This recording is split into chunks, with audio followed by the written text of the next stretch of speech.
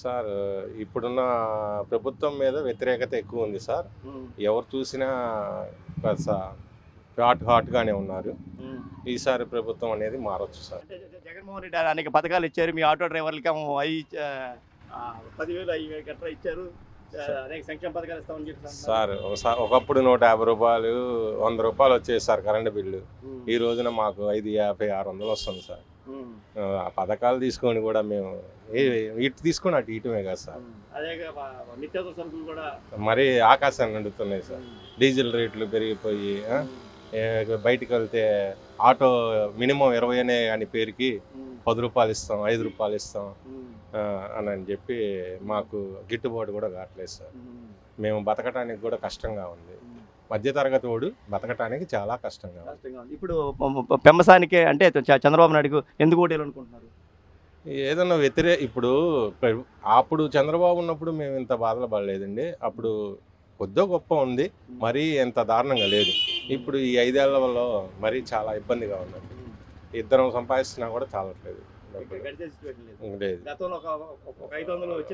అప్పుడు హ్యాపీగా సరిపోయేది గడిచిపోయేది. ఇప్పుడు సినిమాకి వెళ్ళినా కానీ టికెట్ వచ్చేసి 150 200 టికెట్ లోపల కొనుక్కుంటే మీకు తెలిసిందేగా, కాంబో కొనుక్కోవాలి 500 రూపాయలు. మిడిల్ ఫ్యామిలీ సినిమాకి వెళ్ళాలంటే 1000 రూపాయలు అవుతుంది. మరి యాడికన్నా వెళ్ళాలన్నా కానీ జేబులో డబ్బులు ఉండాలి కదా సార్. ఏదైనా పెళ్ళికి వెళ్ళాలన్నా కానీ మేము భయపడుతున్నాం సార్. డబ్బులు లేవు. ఇవాళ పని పోయిద్ది. ఎవరైనా చనిపోయినా కానీ అక్కడికి వెళ్ళలేకపోతున్నాం. వాళ్ళు ఏందనుకున్నారు, ఏంద్రా ఇడు రాడు అది ఇది అని అనుకున్నారు. మా బాధలు ఏంది, మనకు అప్పులు ఉంటాయి, రోజు వాళ్ళు ఉంటాయి, అవి ఉంటాయి ఇవి ఉంటాయి. మరి మనం బండి కన్నా నడిపితేనే కదా అది. ప్రభుత్వం వచ్చిన తర్వాత ఉపాధి లేదు.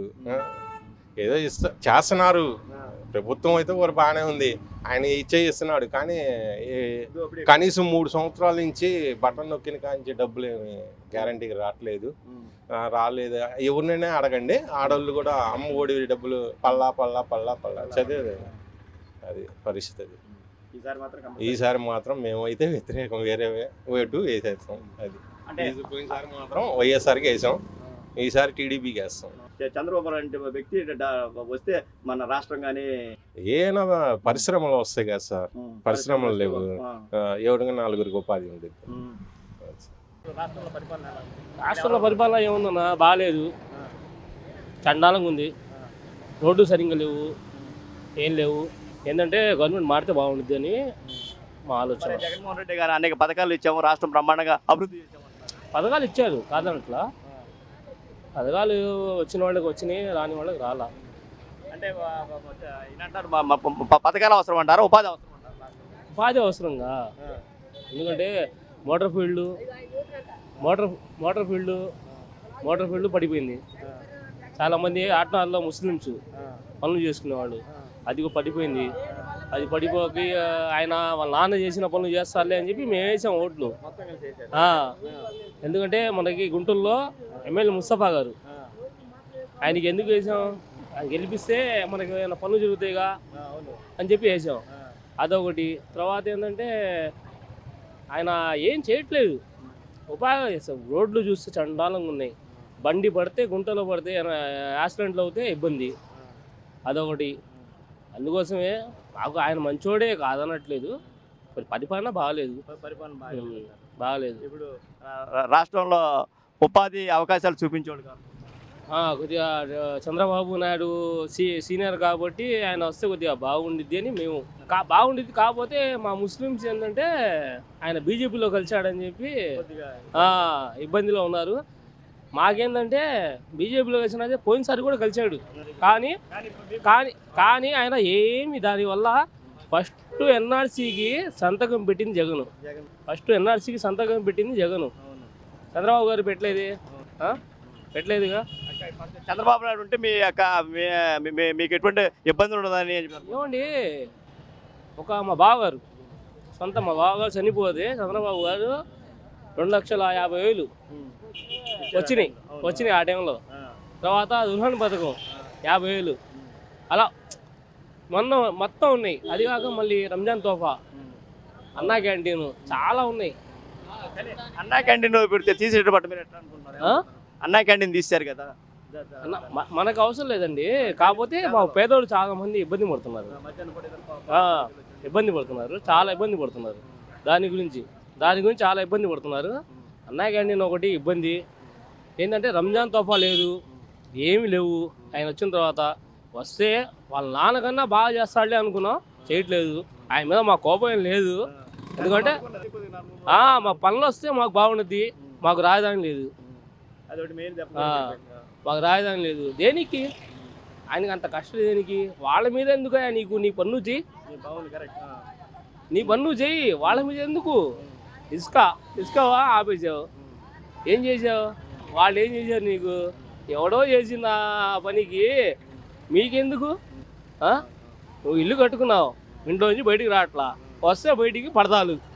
నేను చూసా కళ్ళారా, నేను కళ్ళారా చూసా ఆయన. ఎందుకంటే నేను ఆడ పని చేస్తున్నా. అప్పుడు పడదాలు కడితే ఏందండి? పడదాలు కట్టడం ఏంది? ఒక సీఎం వస్తున్నాడంటే చాలా మందికి ఉపయోగాలు ఉంటాయి.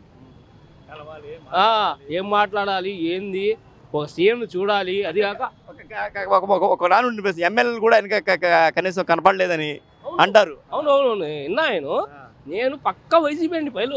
పక్కా వైసీపీ. నేను పక్కా వైసీపీ. ఎందుకు మారాను? అదే ఎందుకు మారా నేను మారడానికి కారణం అది. వాళ్ళ నాన్నగారు ముస్లిమ్స్ పట్టా మనిషి. ఆయన ముస్లిమ్స్కి మైనార్టీ తెచ్చింది ఆయన. మైనార్టీ ప్రజలకి ఏం పథకాలు కావాలంటే మొత్తం తెచ్చింది ఆయన. లుంగి లేపుకొని వెళ్తే సోనియా గాంధీ కుర్చీ కదిలిపోయేది ఆడ. అలాంటి మనిషిగా ఆయన ఇలాంటి అబ్బాయి కరెక్ట్ కాదు. పెమ్మసాని 100కి 100% గెలుస్తాడండి. అంటే ఆయన అమెరికాలో కోట్లాది రూపాయల సంపాదన వదులుకొని ఇక్కడ మన ప్రజాసేవ చేయాలని వచ్చారు. ఏదో చేయాలి. నేను గుంటూరులో చదువుకున్నాను, నేను మొత్తం చదువుకున్నాను. మా గుంటూరుకి ఏదో చేయాలి నేను ఆలోచనతో వచ్చాడు. అలాంటి ఆయనకి గెలిపించుకోవాలి, మనకి ఉపయోగం కావాలి. యూత్ ఉన్నారు, అలాంటి వాళ్ళు ఏం చేయాలంటే అలాంటి వాళ్ళకి గెలిపించుకోవాలి. లాయర్ రోసా ఉన్నారు, లాయర్ రోసా నథింగ్, ఏం లేదు. అది చంద్రన్నే వస్తాడు అనుకుంటున్నాం. 100% అది వ్యాపారం, కూరగాయల వ్యాపారం బేరాలు లేవు. అది పరిస్థితి. పర్వాలేదు, ఇప్పుడు మరీ ఘోరంగా అయిపోయింది విషయం. అంతే. ఇప్పుడు ఇక్కడ ఏరియాలో ఎవరు గెలుస్తారు అనుకుంటున్నారు? తెలియదు అవన్నీ. పెమ్మసాని గెలుస్తారు అనుకుంటున్నారు అన్న? పెమ్మసాని చంద్రశేఖర్ ఎవరని నేనేం చెప్పను, నాకేం తెలుసు. చంద్రన్నే వస్తాడు మళ్ళీ. ఆయన వస్తే బాగుంటుంది అనుకుంటున్నారు? అవును, 100% అది అనుకుంటున్నాం. అది వస్తాడు అనుకుంటున్నాం అండి. మేము ఏ ప్రభుత్వం వచ్చినా మా శాఖలు తప్పట్లా, ఎవరు వచ్చినా మాకు ఒకటే. అది మాకు పింఛన్లు కూడా తీసేశారు. ఇదే ఈ గవర్నమెంట్ పని ఉందని పింఛన్లు తీసేసారు. మేము ఇదిగో కలుపులు తీస్తామండి. మాకు 10,000 ఇస్తున్నారు. 3 ఛార్జీలకి వెళ్తున్నాయి. మాకు ఇంకేం మిగిలేదు. 3 ఏమవుతుందండి ఛార్జీలు? ఏడెక్కి దిగిన ఆటోలు 20 రూపాయలు 30 రూపాయలు అంటున్నారు. అది అన్నీ రేట్లు ఎక్కువగానే ఉన్నాయండి. పిరింగమండి. ఒక టమాటే 50 రూపాయలు 60 రూపాయలు. ఏం కొనుక్కొని మా పుట్టడం బతుకుతాము? ఏం బతకలేము. ఇప్పుడు మాట అంటారు మేము బ్రహ్మాండంగా చేస్తున్నాం, అందరూ అన్ని పథకాలు ఇస్తున్నాం అని చెప్పేసి అంటున్నారు.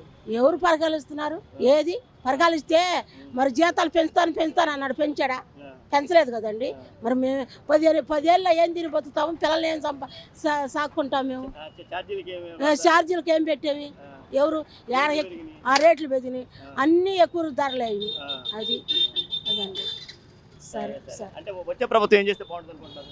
వచ్చే ప్రభుత్వం అని నేను అంటలా. ఏ ప్రభుత్వం అదే మా శాఖకి తప్పదు. అది నేను అంటుంది. ఆయనని కాదు ఈయన అనకూడదు. మాకు ఏ ప్రభుత్వం వచ్చినా మా పని శాఖకి తప్పదు. అవును, నీకు ఉంటుంది కదా. నాకు వచ్చే ప్రభుత్వం ఖచ్చితంగా మాకు మీకు పెంచాలా వద్దా? పెంచేది పెంచుతుంది వాళ్ళ చేతుల్లో, మన చేతుల్లో ఏముంది? మనం అడిగా ఊరుకున్నామండి.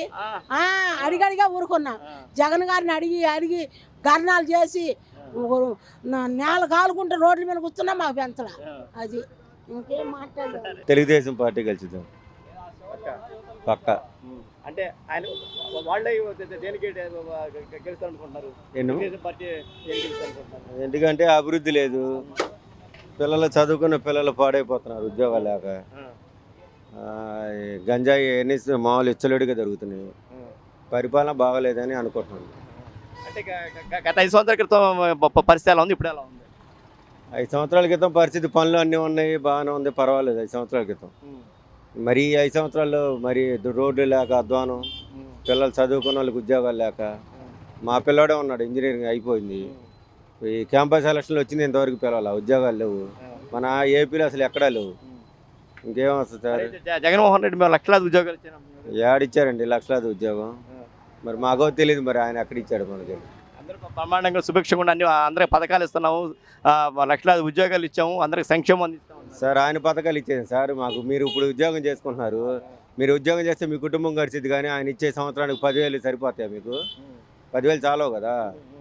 అది మన ఉద్యోగం కల్పిస్తే మన పిల్లలు మన భవిష్యత్తు మనకు బాగుంటుంది. అంతేగాని వాడిచ్చే 5,000 10,000 కోసం మనం ఆశపడితే మనం ఎడజాగిద్ది.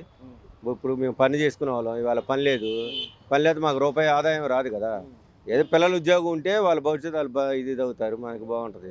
అంతేగాని పిల్లలు ఇది లేకోకుండా ఇది ఇచ్చే ఏముంది? ఈ పథకాలు వేస్ట్ కదండి. పథకాలు పెట్టేముంది? సంవత్సరానికి 10,000 ఇస్తారు, 15,000 ఇస్తారు, గడవదుగా మనకి. ఏదైనా ప్రతి ఇంటికి ఉపాధి ఉంటే ఉపాధి కల్పిస్తే మీలాంటి మేము ట్యాక్సులు కట్టి మేము ఇస్తాం. ఇప్పుడు మేము మాకు ఒక 50,000 జీతం వచ్చింది అనుకోండి సార్, మీకు ట్యాక్స్ రూపాయలు మీ గవర్నమెంట్కి 5,000 ఎంతో మీకు వచ్చింది. మాకు అది కల్పించాలి, కానీ మీరు ఇచ్చే 5,000 ముష్టి కోసం మేము ఎదురు చూసేటట్టు ఉంటే మీకు మేము అన్నాలన్నా మేము ఇది దేరం కదా. అంటే ఇప్పుడు ప్రభుత్వ పరిపాలనలో అభివృద్ధి లేదంటారు? అభివృద్ధి లేదు. సంక్షేమ పథకాలు ఇచ్చినా అది 10% వస్తున్నాయి, కానీ మిగతా వాళ్ళకి రావు. అయినా సంక్షేమ పథకాలు వేస్ట్ అసలు నన్ను అడిగితే. అది అప్పు తీసుకొచ్చి ఎందుకు ఇస్తాను చూసుకుంటారు మీరు? అప్పు తీసుకొచ్చి మరి అప్పే కదండి. ఇప్పుడు రేపు పొద్దున కట్టేది ఆయన చేసి అప్పు వెళ్ళాడు, రేపు కట్టేది మనందరి మీదగా. ఇప్పుడు వాళ్ళ పేపర్లు వేశారు ఇంటి పన్ను మళ్ళీ పెరిగిందని చెప్పని, ఇప్పటికి 3 సార్లు 4 సార్లు పెంచారు. మళ్ళీ ఇంటి పన్ను పెరిగిందని వాళ్ళ పేపర్లు వేశారు. ఇంకా అన్నీ పెంచుకుంటూ పోతే కరెంటు ఛార్జీలు ఇదివరకు 300 350 వేస్తే మాకు గొప్ప, అటువంటిది ఇప్పుడు 800 900 ఒకసారి 1200 కూడా వస్తుంది. మరి ఇవన్నీ మనకి ఆర్థికంగా భారమే కదా. నూనె ప్యాకెట్ లెక్కించి ఉల్లిపాయలు, చిన్నుల్లిపాయలు, అల్లం అన్నీ మొత్తం రేట్లు పెరిగిపోతే ఇక సామాన్యుడు పైకి మాకు ఆదాయం పెరగట్లా, నిత్యావసర ఖర్చులన్నీ పెరిగిపోతున్నాయి, బాగా పెరిగిపోతున్నాయి. ఇంకా ఏందండి మేము బతికేది మా లాంటి వాళ్ళు? ఇప్పుడు వచ్చే ప్రభుత్వం ఎటువంటి ప్రభుత్వం వస్తే బాగుంటుంది? టీడీపీ ప్రభుత్వం వస్తే కొద్ది పిల్లలకి ఉద్యోగ అవకాశాలు, ఉద్యోగ ఉపాధి కలిగిద్దని చెప్పని మేము భావిస్తున్నాం. అంటే ఇప్పుడు ఒక మాట అంటున్నారండి, చంద్రబాబు నాయుడు గారు అంతకన్నా ఎక్కువ సంక్షేమ పథకాలు ఇస్తా అంటున్నారు, డబ్బులు ఏ విధంగా? సంక్షేమ పథకాలు ఇవ్వక్కర్లేదు సార్, మాది అదే చదువుతున్నాం. సంక్షేమ పథకాలు ఇవ్వక్కర్లా. చంద్రబాబు నాయుడు వస్తే సాఫ్ట్వేర్ కంపెనీలు కానీ పెరుగుతాయి, అందుకని ఉద్యోగ అవకాశాలు వస్తాయి అని చెప్పని మేము భావిస్తున్నాం. కనుక టీడీపీ వస్తే మంచిదని అనుకుంటున్నాం. సార్ ఒక మాట చంద్రబాబు ఒక మాట, నేను కనుక వచ్చే సంపద సృష్టిస్తాను, దాని ద్వారా వచ్చే డబ్బులతో మీకు సంక్షేమాన్ని అందిస్తా అంటున్నారు. అదే సార్, నేను అదే చదువుతున్నాను సార్. చంద్రబాబు నాయుడు వస్తే సాఫ్ట్వేర్ కంపెనీలు వస్తాయి, దాని మీద కట్టే ట్యాక్సీల రూపాయన ఈ రూపాయన డబ్బులు వస్తాయి. పిల్లలు ఉద్యోగాలు చేసుకుంటే దాని వాళ్ళ రూపాయన డబ్బులు వస్తాయి. సంపద సృష్టించాలంటే మనకు ఉద్యోగ అవకాశాలు అవి ఉండాలి కదా సార్. ఎంతకాడికి అప్పు తీసుకొచ్చి పప్పుకూళ్ళలాగా నువ్వు 1000 రూపాయలు తీసుకొస్తున్నాడు ఆయన, ఒక 100 రూపాయలు పంచుతున్నాడు జనాలకి, మిగతా 900 ఇడిపోతున్నాయి, అడిగేవాళ్ళు లేరు. మరి ఇంకేంది ఆయన చేసేది? రేపు 1000 రూపాయలు మనం కట్టాల్సింది కదా జనాల సొమ్ము. ఆయన కట్టడు, చంద్రబాబు నాయుడు కట్టడు, ఎవరు కట్టరు. మన జనాల మీదే వేస్తారు, నిత్యావసర సరుకులు కానీ ఏదైనా కానీ ట్యాక్సీల రూపాయన మనకు మీదే వేస్తారు. అందుకని అప్పు చేసి పప్పు కూడా కాదు సార్, పిల్లలకు ఉద్యోగ అవకాశాలు కల్పించండి. అసలు ముందు మెయిన్ గంజాయి, చదువుకునే పిల్లలు ఎక్కడ చూసినా కూడా గోళ్ళ మీద కూర్చొని గంజాయి సిగరెట్లు తాగటం, మందు తాగటం, అసలు అది ఫ్యాషన్లాగా తయారైంది. విపరీతం మద్యం గంజాయి విపరీతం అయిపోయింది సార్ ఈ 5 సంవత్సరాలు గవర్నమెంట్లో. నేను అంతమంది పిల్లల్ని చూసా కానీ అసలు ఎంతో ఏం లేదు, మరీ దారుణం అసలు. పిల్లలు ఏ మీటింగులకి ఇది వచ్చినా కూడా ఫుల్గా మందు తాగటం, గంజాయి వేసుకొని రావటం, పిల్లల భవిష్యత్తు మాత్రం నాశనం అయిపోయింది సార్ ఈ 5 సంవత్సరాల్లో. నేను చెప్పేది ఇక్కడ ఎవరు గెలవబోతున్నారు ఎంపీ అభ్యర్థిగా, ఎమ్మెల్యే? తమ్మసాని ఎన్ని వేల ఓట్లతో గెలుస్తారు? 2,000 ఓట్లతో గెలుస్తారు. ఇప్పుడు ఒక విషయం ఏంటంటే ఇప్పుడు ఉన్న పరిస్థితిలో ఇప్పుడు ఆయనకే మీరు దేని కోటేయాలనుకుంటున్నారు? చూశారు కదా సార్ ఇక్కడ పరిస్థితి గురించి, మారట్లేదు ఎంత జరిగినా. జగన్ వచ్చాడు, జగన్ వచ్చి పరిపాలన మొత్తం అందరిని నెలకాలం మా స్టూడెంట్స్ అందరినీ పాలు చేశాడు, అల్లరి పాలు. ఏం చేయలేము ఇంకా. కానీ జాబ్ క్యాలెండర్ ప్రకటిస్తాను, డిఎస్ఓ అన్నాడు, ఏది సార్? ఏది ఎక్కడ వచ్చింది? జాబులు ఎక్కడ ఉన్నాయి? జాబులు ఇస్తా అన్నాడు, ఫస్ట్లో చెప్పాడు జాబులు అన్నాడు, ఎవరికి జాబులు ఇచ్చాడు, ఎవరికి చేశాడు? స్టూడెంట్స్కి ఏమైనా చేస్తున్నాడు? ఇప్పుడు అమ్మఒడి అన్నాడు, అది అన్నాడు, 3 సంవత్సరాలు మురిపించాడు, 4వ సంవత్సరం పాలు చేసేసాడు. అంటే ఇప్పుడు రాష్ట్రం యొక్క అంటే అభివృద్ధి ఎలా ఉందనుకుంటున్నారు? అభివృద్ధి ఎలా ఉంది మీరే చూస్తున్నారు, జనాలు చూస్తున్నారు, అందరికీ తెలుసు ఏమేం చేస్తున్నాడు అనేది. మనం ఏం చెప్తాం, ఇంక వాళ్ళకి తెలియాలి. వాళ్ళకి తెలిసి ఇంకా మంచిగా ఉండాలంటే రాజ్యం ఎవరిని గెలిపాలో వాళ్ళ చేతిలోనే వదిలేస్తాం మేము.